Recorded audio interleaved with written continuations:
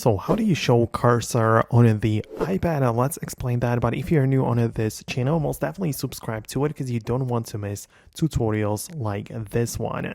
So essentially the iPad works with the touchscreen based display and everything like that. But in order to get the pointer or cursor, you need to connect some sort of accessory. Like I like to use the Magic keyboard from Apple, which also has the trackpad, and when I snap it in, it automatically shows the cursor on the screen. But you can also use the mouse when you connect it through a cable or even Bluetooth, or even the Magic external keyboard from Apple, right?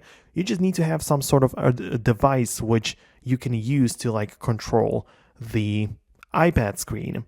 But when the question is how you turn the circular cursor into an arrow and get a proper one, well, the way that it works is that at first your iPad needs to run iPadOS 26. That's a prerequisite, so make sure you update if you haven't already. And also, you need to have the assistive touch turned off. So in your settings, you go to accessibility, tap on the touch, and turn off the assistive touch, which will magically turn your pointer or cursor from this circle to an arrow. It still has the same color outline that the pointer had before, but now it's the arrow looking one. So it just looks a little bit more like a computer again.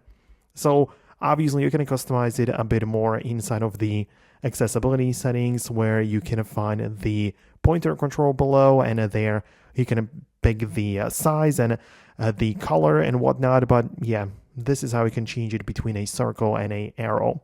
So that's how it works.